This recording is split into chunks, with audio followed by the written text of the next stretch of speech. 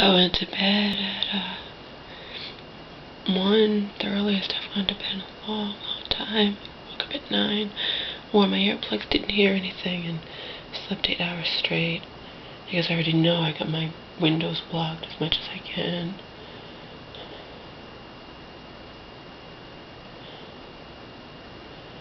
I brought those sun-blocking things with me from Bobby's. Maybe I should hire someone to put them up.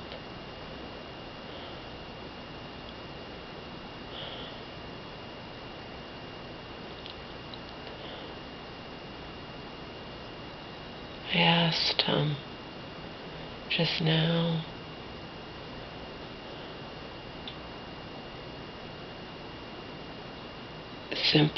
simple question from my mom, did that IME doctor ask about me? And she's like, no. I'm like, he didn't ask about me at all. And she's like, oh, he just said, do you live with someone? I said, I live with my daughter, and that's it. You'd think he would at least say, oh, how do you like that? I mean, I'm not talking about, just a minute. How do you like that? And then she could say, I like it fine. We help each other out. That's it. And then go on to the next thing. No. You guys wonder, well, some of you might wonder why I turned out the way I did. These are all things I discuss in detail with my therapist, by the way. I don't matter. You understand? You go through your life not mattering, even in regards to this. I don't matter enough that he can at least say, how do you like that? A brief minute. Nothing. You live with someone? Yeah, I live with my daughter. That's it. Not even how do you like that or anything. It's like... And then she could have said something like, I like it fine, which is true, we help each other out, but,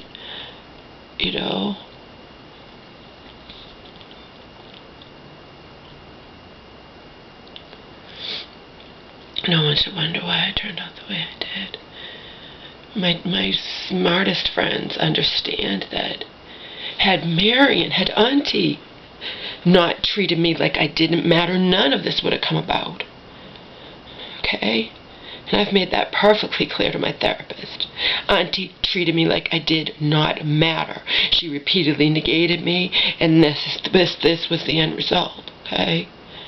Had she been upfront with me, had she been forthcoming with me about everything, none of this would have happened. Bottom line. She could deny it all she wants, I don't care. None of this would have happened had she been upfront and forthcoming with me. But she wasn't. She was secretive, she was this, she was that, and we all paid the price, didn't we? She can go to her grave believing this was all my fault. Smart people on this planet know better, including my therapist. And including my own mother, okay? This was all just unfortunate, but it's not my fault.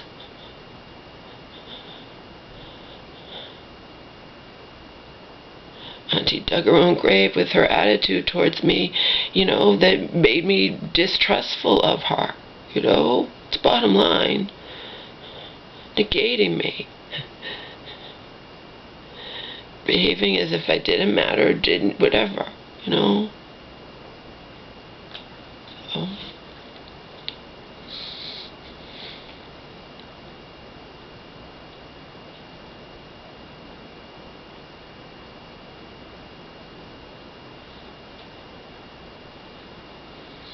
She said they did comment on the house. Yeah. I made sure the fucking house was spotless except for the bathroom. I ran out of steam. But maybe they didn't even go to the bathroom. I don't know. I'm talking about what someone sees if they don't explore our entire house, just the basics. First I swept the entire living room and dining room rug, and then I vacuumed it with baking soda.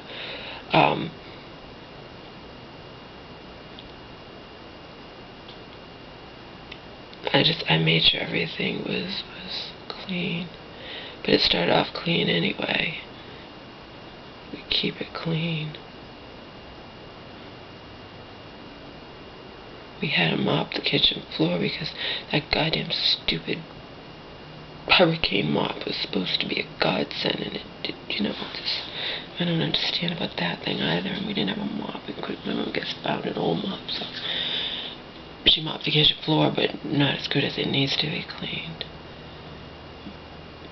But I sweep it all the time, and I do the counters all the time, and I vacuumed. First I swept the entire rug, and I vacuumed it. Because I stayed up all night and I paid the price.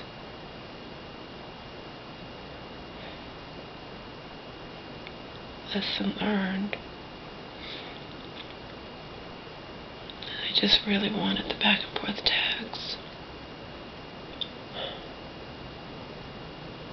Especially since there were things in those texts that Auntie said would happen if this all hopefully blew over. So I wanted to see if she actually keeps her word about it. Those texts were my only proof, you know, that she said it. And you know how that goes in this fucking Twilight Zone-esque reality I live in. You know, someone could say something to me, and if I don't have proof, then they can deny it, you know. My father denies he ever treated me badly at all. But I have proof. I told you, he even told me, ask the person who didn't live with us, his adopted African-American son. Adopted by him because, you know, it was supposed to be his son. He didn't find out until shortly after, when the kid started growing up a little bit, and was clearly not, you know, my father's son. Let's put it that way. And then ask the woman who lived with us, who sat there and thought it was a joke when he'd talk about his sex life with her and her looks. She even once said when he was doing this, "You think it didn't hurt her?" I am so fortunate she didn't take it out on me. But the fact that all these years later he told me, you know, he thinks she remembers she's older than him. Okay? He's gonna say, ask her. Yeah. Fuck you. When he was doing all this crap, and she was, you know, making it clear how beautiful he thought I was compared to her, and she joked about it. She's like, "Oh yeah, I couldn't get a pack of juicy fruit with my good looks." Yeah, she was plain, but I mean,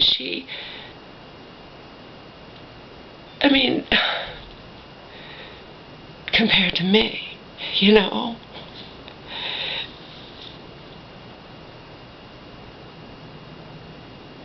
But on the day she married him, I mean, she got all dolled up. And she looked at it. The fact is, it doesn't matter. He's with her, and he shouldn't be comparing her to his, you know, and she wasn't voluptuous or anything. He shouldn't be comparing her to his voluptuous 13-year-old or 14-year-old daughter, you know, and finding her lacking, I mean, and saying it.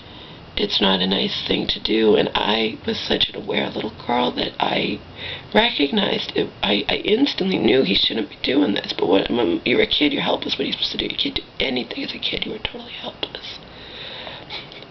And that is why there are fathers who get away with actual intercourse with their daughters, you know. You're helpless as a kid.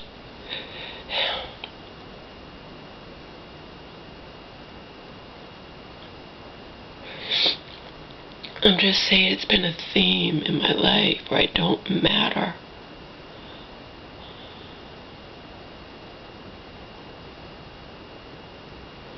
Constantly negated, I don't matter, and you know, no one should wonder why I turned out the way I did, or even wonder why I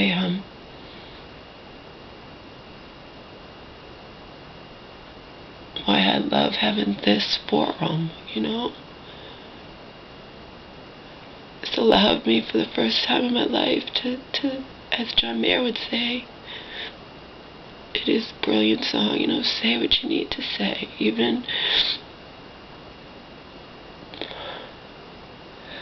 oh God, I can't remember 90s to know by heart. Even if your hands are shaking and your eyes are closed, and even if your faith is broken, do it with eyes. Oh God, I don't remember it. Do it with a heart wide open. even if your hands are shaking, and your faith, I think it's your faith is broken, even when while the eyes are closed, and do it with a heart wide open. Say what you need to say. That's exactly what YouTube allowed me to do. Like I said, even if it gets taken away from me, it still served its purpose all these years, because it allowed me to not be nothing, not be invisible, not just feel endlessly negated, like I don't matter.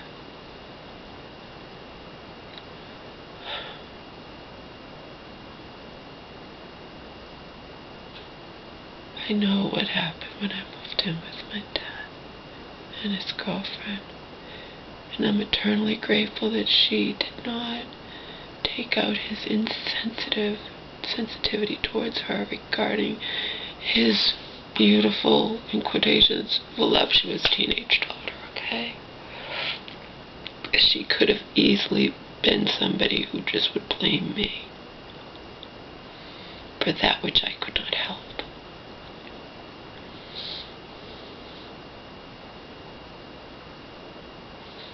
I look like an adult. I was a kid. I wasn't just a kid, I was a fucked up, self-hating, wanted to sink in the earth every fucking day of my existence kid.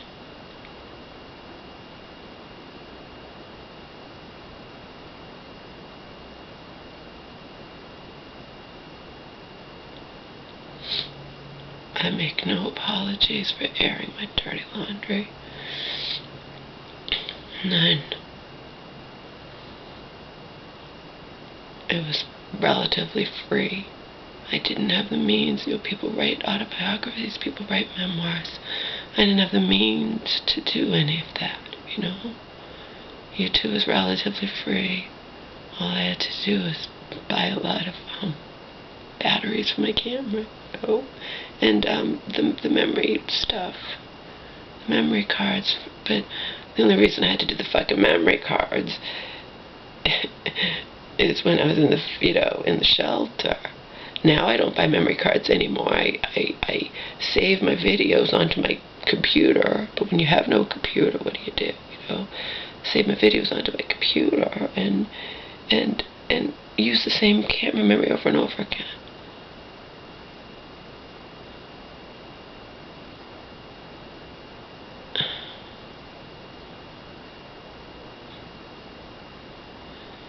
And back in LA, I used to directly upload my videos right from my camera with the cord. I don't have the cord anymore, but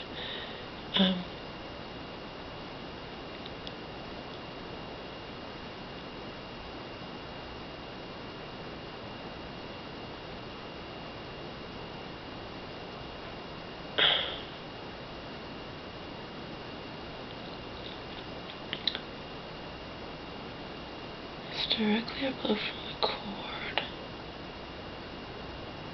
I remember that. To like Kodak thing on the thing. I know I saved a lot of my videos onto